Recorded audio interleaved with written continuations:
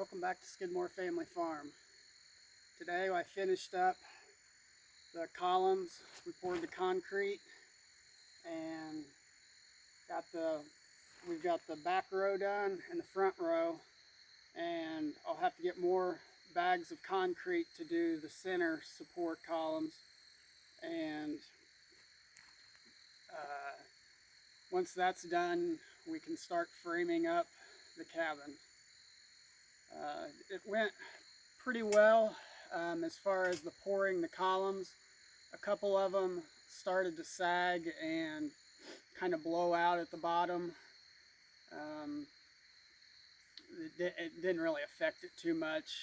A couple of them we'll have to probably shim up once we start the framing, but I already know about it, so it won't be a big surprise once we go to frame. I could tell by the string level that I have set up. You see the green string line. That basically I've got a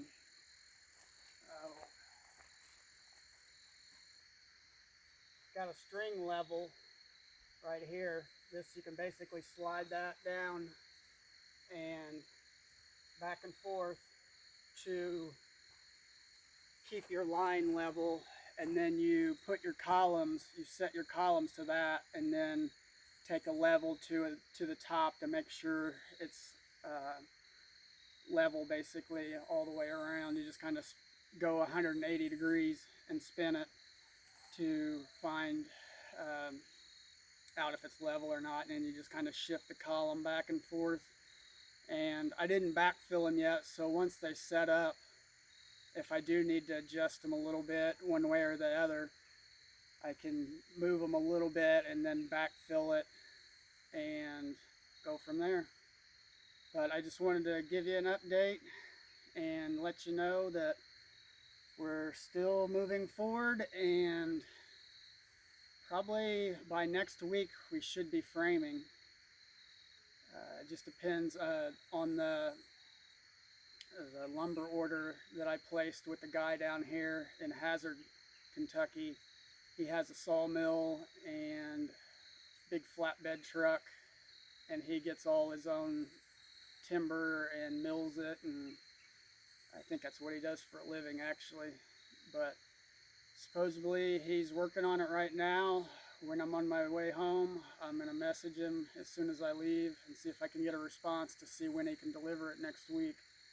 As far as I know, he's working on it. He said he was the other day, so hopefully we can get it delivered soon. But that's going to wrap up our video. Oh, one more thing. I'll slide you over here and turn around. Our surveyor for the electrical company came out, and those orange flags, the one on the left will be the anchor for the electrical pole. I'm gonna have a disconnect and meter base on this pole. It'll be I think it's 36 feet, and then you have to bury it 5.5 feet, I believe, and then run your weatherhead pipe up the pole. So it'll have up high, it'll have the wire connection to where they can go over to that pole that has the orange flag on it. Let's see if I can zoom in.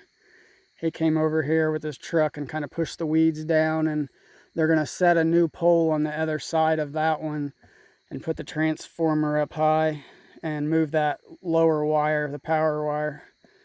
Or actually, I think that'd be the upper 2 wires. They're going to move those to the new pole and put a transformer and all that on it. And the deer, I've spotted them a couple times. I didn't get my video camera out in time. There's 3 large does and 1 small one. So when they start going into full rut, I'm sure there'll be some bucks coming with them too, or at some point. It's still pretty warm out. It's cooling down. I think we're supposed to get some low 40s next week, so they'll really go into rut, I'm sure, in the next week or two. And they'll be running around everywhere. But you can see over here, I still have my mineral block over there underneath the tree, and grain corn put out for them, and that's why they keep coming back.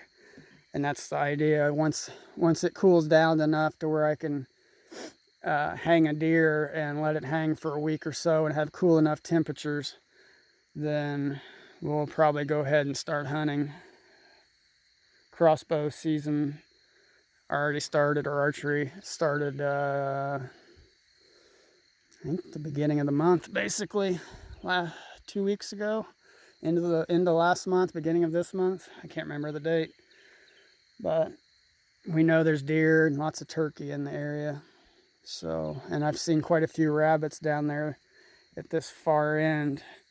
There's lots of, the grass is a little bit greener down there, and they've been coming out in the late evening and feeding. When I've drove down there, I've seen half a dozen or so rabbits. So might do some rabbit hunting too this year, or maybe just trapping, I don't know. Lots of squirrels too, which I like to eat all of them. So hopefully we'll get this electric hooked up, and then I can get some meat birds too on top of that, because we've used up our last fall's meat birds. So we're out of that now. We have to buy store-bought chicken. And I would like to, if I could possibly squeeze it in, get some calves before it starts getting too cold, and get a little like lean-to barn, makeshift shelter for them, and get that going. I'd like to be able to next year have our own beef cattle, and possibly even a milk cow, because it's going to take at least 15 months before I can breed the milk cow and then the gestation time for the baby after that, and then we can start milking her once she has the baby. So I mean, that's going to take 2 years unless we just buy a cow that's been bred and already in milk. So that's the plan anyhow. Get a fence up and start stockpiling the animals. But we'll swing back around one last look before we end the video. And like I said, you can see here's the one that dropped on me. This corner one dropped about 1.5 inches. If you look down at the bottom, you can see like a wrinkle right there, and it was wrinkled below grade. And that was basically the bottom starting to blow out of the sonic tube. But it all worked out.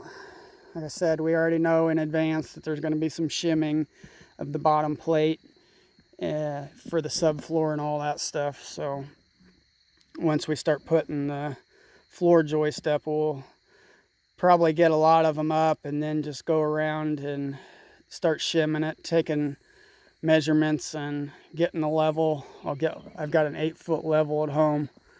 I'll use that one and start pulling measurements, and probably have Ryan help me. It's easier to do it when you have another eye watching to see what one end does when you try to shim it. It's always a little bit easier to have that extra hand. But that's gonna wrap up our video for today, and